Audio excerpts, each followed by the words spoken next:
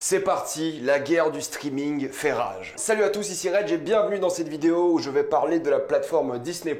On va voir le pour et le contre de la plateforme, vous donner un peu mon avis là-dessus. Est-ce qu'il faut s'abonner maintenant, plus tard ou ne pas s'abonner du tout? Et ça tombe bien parce que le sponsor de cette vidéo, pour ceux qui n'ont toujours pas accès à Disney+, est NordVPN et on en parle en fin de vidéo. Donc comme vous le savez, Disney+ est sorti ce 7 avril 2020 en France et un peu partout en Europe de l'Ouest. Et il fait quand même assez bonne impression parce que ça a l'air de bien cartonné, les gens ont l'air de bien apprécier. Bref, c'est Disney qui arrivait dans la guerre du streaming. J'avais fait une vidéo à l'époque sur la guerre du streaming, si jamais ça vous intéresse pour plus de détails, je vais pas m'étaler là-dessus aujourd'hui. Mais on va quand même parler vraiment des points positifs, des points négatifs de Disney en commençant par les positifs, parce que j'aime bien finir mes vidéos sur une note négative. Blague à part, l'avantage de Disney+, et sûrement le point marketing sur lequel ils ont le plus travaillé, c'est découvrir des classiques Disney, que ce soit des films d'animation des années 40, 70, 90, peu importe. Vous pouvez vous lancer sur des séries d'animation des années 50 dont vous n'avez jamais entendu parler. La bibliothèque classique Disney d'animation est extrêmement bien fournie. Il n'y a pas tout le contenu possédé par Disney, mais ça on va en reparler en point négatif. Mais le fait de pouvoir voir Bambi aussi bien qu'Aladin, aussi bien que Taram et le chaudron magique et aussi bien que Vaiana, ça c'est une grande force à la plateforme. Si vous avez des enfants, vous pouvez les mettre devant tous les Disney et tous les Pixar, parce que forcément il y a aussi les Pixar. Et vous allez y passer vous aussi, parce que c'est quand même de souvent très bon film, un super moment et votre enfant il sera au paradis. Donc si vous avez un enfant ou une petite sœur ou un délire comme ça, Disney+, je pense que c'est assez essentiel. Je vais pas vous mentir, moi à la base je voulais pas m'abonner, mais c'est ma sœur qui voulait s'abonner, du coup on a un compte commun familial maintenant et ma petite sœur kiffe sa vie actuellement. Donc si vous avez des enfants ou des membres jeunes de votre famille, je sais pas comment ne pas recommander Disney+,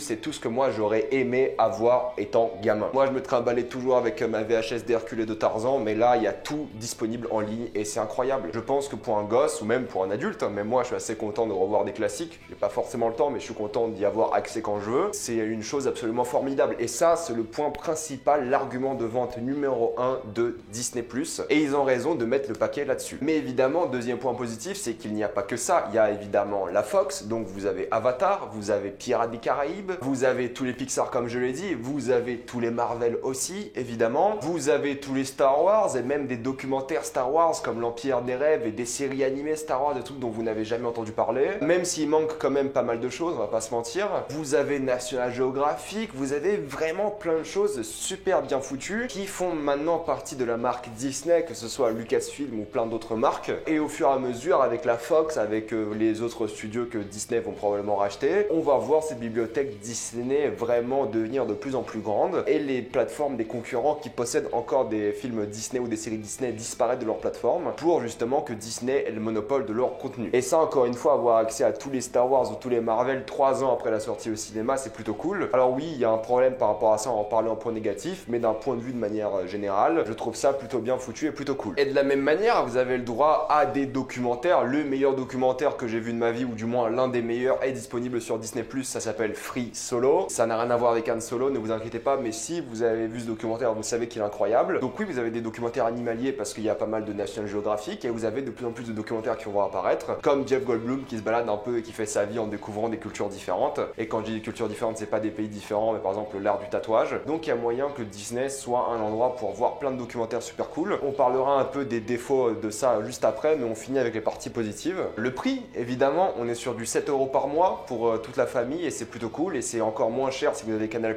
parce que c'est offert. Donc c'est un prix extrêmement compétitif et c'est ça qui est intéressant, c'est que vu qu'ils n'ont pas le plus de contenu par rapport aux autres plateformes de streaming, ils mettent le paquet sur le prix compétitif, c'est-à-dire un kebab par mois. Dit comme ça, pour le coup, ça devient un peu plus rentable, mais c'est vrai que le prix compétitif permet un peu de se démarquer de la concurrence, et le fait d'être avec Canal+, bah, ça permet aux gens d'avoir Canal+, Canal+ séries, Netflix et Disney si vous avez le pack intégral, et ça pour Canal+, c'est évidemment super, même pour vous en tant que consommateur, c'est plutôt cool, mais encore une fois, 7 € par mois, la majorité des personnes peuvent dépenser cette somme, surtout quand t'es adulte et t'en as marre d'acheter des DVD, des Blu-ray à tes enfants, et tu les mets devant Disney+, et ça fonctionne. Au lieu d'acheter 20 € le Blu-ray, maintenant il faut juste payer l'abonnement et t'as accès à tous les films que tu veux. Les courts-métrages Disney, ça c'est plutôt cool parce que t'as le droit à tous les courts-métrages que tu vois avant les films Disney, avant les films Pixar, et maintenant ils sont tous dans une seule catégorie sur Disney+.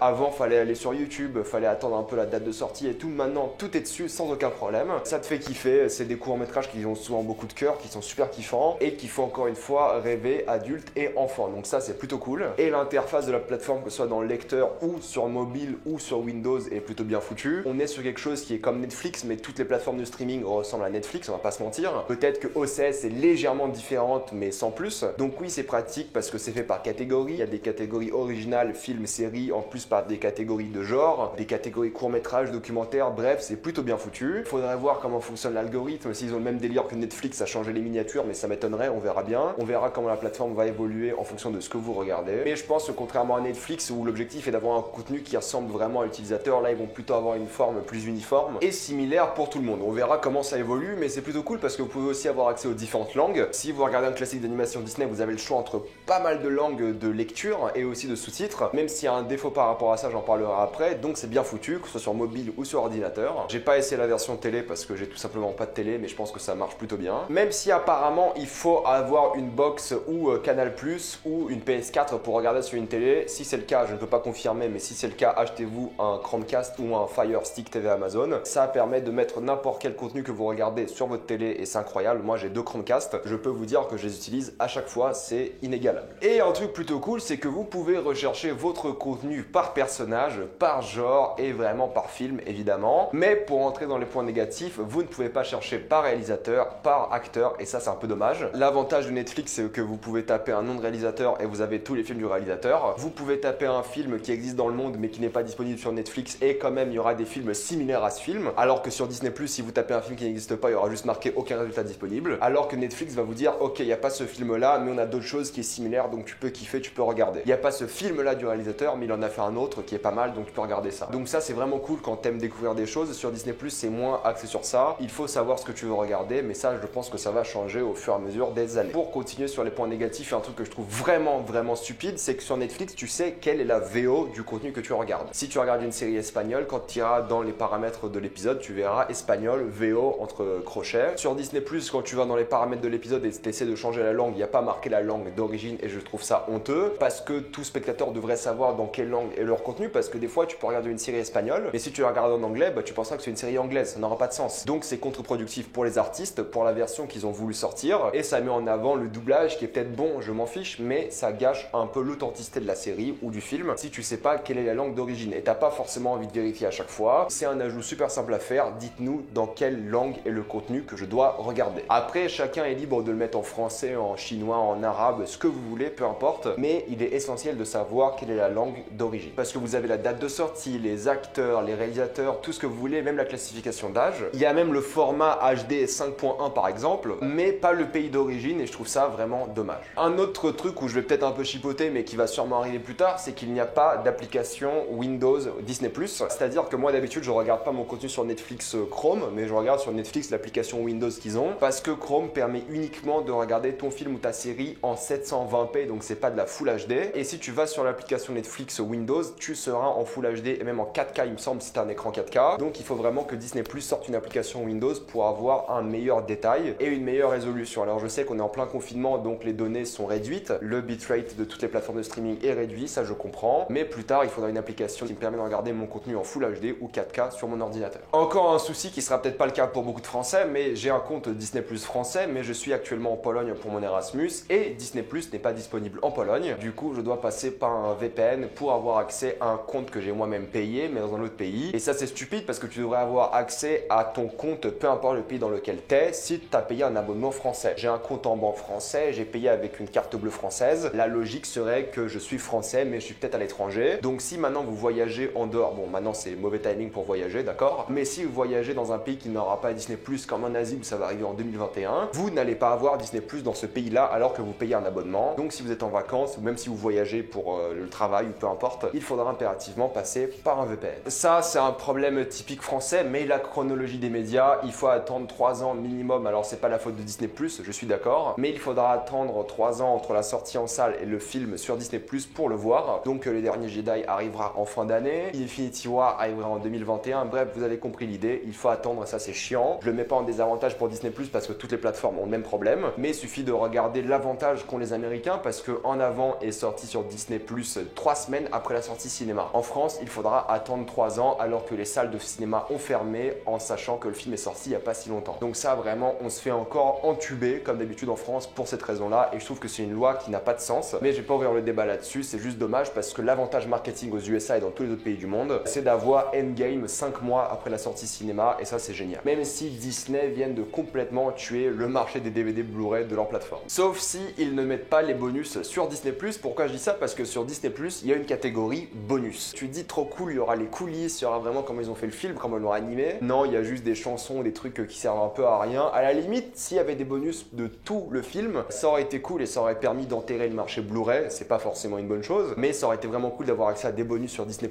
parce qu'aucune plateforme de streaming le fait actuellement. Du moins, elle le fait pas très bien, alors que là, ce n'est pas le cas et c'est dommage. C'est clairement un point négatif. Un gros problème, c'est qu'il n'y a pas de nouveau contenu. Mis à part de Mandalorian et High School Musical et encore quelques séries originales, il n'y a pas grand chose à voir sur la plateforme de nouveau. Et c'est pour moi la raison pour laquelle je ne voulais pas m'abonner à Disney+ pour l'instant, c'est qu'il n'y a rien de nouveau, ça m'intéresse pas de revoir des anciens films. C'est un avis personnel, mais pour regarder The Mandalorian qui est sorti il y a 6 mois aux États-Unis, quel intérêt? Peut-être pour High School Musical à la limite, je comprends si vous êtes fan, mais si vous allez dans la catégorie originale de Disney+, il y a très peu de films. Alors oui, c'est le début, Netflix c'était pareil, je comprends bien, mais Netflix est arrivé il y a 10 ans. Disney+ aurait dû venir avec plus de contenu d'un coup, je trouve. Oui, La Belle et le Clochard, ça a l'air sympathique, mais il faut plus de séries originales, et tant qu'ils n'ont pas de séries originales, pour les gens qui aiment le nouveau contenu, je ne peux pas recommander Disney+. Il faudra attendre les grosses séries Marvel, les autres séries Star Wars, bref, avoir plus de contenu original qui peut être intéressant. Même des documentaires, je prends ce que vous voulez. Mais là arrive un autre problème, c'est qu'il n'y a pas beaucoup de documentaires. Encore une fois, pour l'instant c'est le début, mais il n'y en a pas beaucoup, et c'est un peu dommage parce que c'est toujours des documentaires animaliers ou des trucs qui n'ont pas l'air forcément intéressants, mis à part quelques exceptions. Il faudrait pousser les choses plus loin, que Disney+ devienne comme Netflix une plateforme de documentaires et nous fasse kiffer. Et encore une fois, du contenu manque. Il y a plein de contenu Disney qui n'est pas disponible sur la plateforme. Et pourquoi? Parce qu'ils n'ont pas envie, ou parce que c'est pas leur ligne éditoriale. Ils n'ont pas envie de sortir du contenu dont ils ont honte aujourd'hui parce que c'est peut-être un peu raciste, ou alors c'est juste très mauvais. Il y a du contenu Star Wars qui n'est évidemment pas disponible. Il y a du contenu Indiana Jones comme les aventures du jeune Indiana Jones qui ne sont pas disponibles, il me semble. Il y a une liste de plus de 400 contenus qui ne sont pas disponibles sur Disney+, alors qu'ils devraient l'être en théorie. Ils sont adaptés à tous les âges et ils pourraient le mettre sur la plateforme, mais ce n'est pas le cas. Du coup, ils ont fait des choix qu'ils n'ont pas envie d'assumer peut-être, et c'est un peu dommage parce qu'il y a des séries que j'aurais aimé voir. Il y a du contenu d'une autre époque qui aurait été intéressant de découvrir. Et fatalement, aujourd'hui, mis à part pour les classiques d'animation et quelques films, il n'y a pas beaucoup de contenu Disney. Alors oui, il y a quelques trucs sympas encore une fois, mais il n'y en a pas beaucoup. Et ça fait un truc assez problématique, c'est que dès que vous regardez un film ou une série, les suggestions, c'est toujours les mêmes. Vu qu'il n'y a pas beaucoup de contenu, elles sont souvent à côté de la plaque. T'as l'impression de voir la même chose dès que tu te balades un peu sur la plateforme. Quand t'es sur Netflix, tu vois du contenu à l'appel et c'est n'importe quoi, il y a plein de trucs différents. Sur Disney+,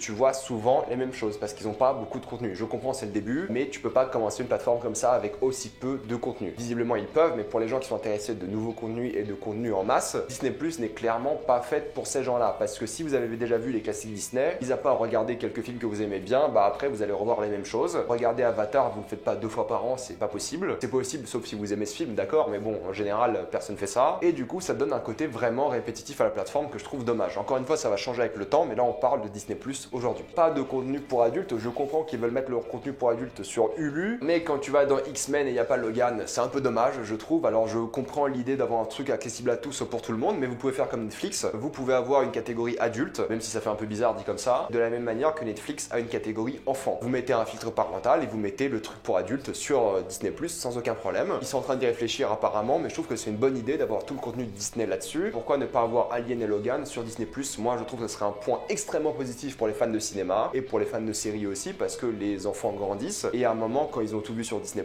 bah, ils vont vouloir voir autre chose. S'il n'y a pas de contenu pour adultes, c'est un peu dommage. Et s'ils vont nous faire payer un autre abonnement Hulu ou une taxe pour avoir du contenu pour adultes, je trouve ça vraiment désagréable. Et ça gâche le principe d'avoir tout son contenu au même endroit parce que ce n'est pas le cas. Et en plus, ça vous permettra jamais de faire des documentaires sur des trucs un peu plus dangereux, un peu plus glauques. Il faudra toujours se concentrer sur des choses vraiment banales, vraiment pour enfants, et ça c'est dommage aussi. Ça oriente tout le contenu pour du grand public et c'est dommage. Il faudrait pouvoir orienter le contenu sur aussi des adultes, voir Deadpool, ça serait stylé. Voilà, c'est un peu les critiques que j'avais à faire à Disney+. Il y a du bon, vraiment, il y a du très bon, il y a aussi des points négatifs que je trouve dommage, mais ça va beaucoup évoluer dans les années qui viennent. Mais aujourd'hui, c'est vrai que Disney+, je peux recommander pour les gens qui veulent voir des films Disney qu'ils ont déjà vus, découvrir des choses un peu plus obscures, un peu moins connues comme des films d'animation de l'époque. Mais pour les gens qui veulent du nouveau contenu, qui veulent vraiment découvrir de nouvelles choses, je ne peux pas vous conseiller Disney+. Il n'y a rien de nouveau, d'intéressant là-dessus, mais si vous avez des enfants, encore une fois, vous pouvez foncer là-dessus. De toute façon, votre enfant vous aura sûrement dit qu'il faut foncer là-dessus. Donc c'est un peu mon avis là-dessus. Mettez-moi votre avis dans les commentaires. Si vous adorez ou détestez la plateforme ou si vous allez attendre. Personnellement, j'aurais pas payé ça de ma propre poche. Et si vous n'avez pas accès à Disney+, j'ai la solution, ça s'appelle NordVPN. chaîne. NordVPN est une application de VPN qui permet de faire croire à un site internet que vous l'utilisez depuis un autre pays. Si vous êtes comme moi actuellement et vous n'avez pas accès à Disney+ parce que vous êtes dans un autre pays comme la Pologne, eh bien vous pouvez payer un abonnement et quand même y avoir accès. Et vous pouvez aussi contourner la chronologie des médias, c'est-à-dire que si vous voulez voir Avengers Endgame maintenant, il suffit juste de prendre un VPN, aller aux USA et lancer Disney+. Ça fonctionne, j'ai essayé ça tout à l'heure. Et c'est évidemment pareil pour Netflix, vous pouvez avoir accès à leur plateforme avec la bibliothèque USA qui est beaucoup plus grande que celle en France, 2 fois plus grande pour Netflix et sûrement plus grande pour Disney+ aussi. C'est l'heure de se mater en avant. Vous serez aussi plus en sécurité si vous utilisez une Wi-Fi publique comme un aéroport, comme un McDonald's, comme une bibliothèque. Vous serez beaucoup plus en sécurité et aussi de manière privée. Si vous utilisez un réseau privé avec un VPN, vous allez être beaucoup plus sûr et vos données seront plus en sécurité aussi. Vous l'avez compris, mais si vous voyagez dans un autre pays, un VPN est essentiel pour avoir accès à du contenu qui n'est pas disponible dans le pays en question. Si vous voulez avoir accès à NordVPN, il suffit d'aller dans le lien de la description ou dans le commentaire épinglé et utiliser le code promo RedGelee-Gorilla pour avoir 70% de réduction, c'est-à-dire 3,10 € par mois. Ça marche sur l'abonnement 3 ans et si vous prenez cet abonnement-là, vu que c'est les offres de Pâques pour les 10 prochains jours, vous avez peut-être le droit, en fonction de votre chance, à un mois supplémentaire gratuit ou même un an. Si vous n'êtes pas satisfait, vous êtes remboursé sous 30 jours. Comme d'habitude, pensez à vous abonner à la chaîne pour plus de vidéos, mettez un j'aime et partagez cette vidéo, ça aide beaucoup la chaîne. Si vous aimez la chaîne, pensez à la soutenir grâce au lien Utip ou en faisant un don ou en regardant une publicité, ça me fait un peu d'argent. Suivez-moi sur Instagram pour des critiques exclusives, suivez-moi sur Twitter pour toutes les news et salut à tous.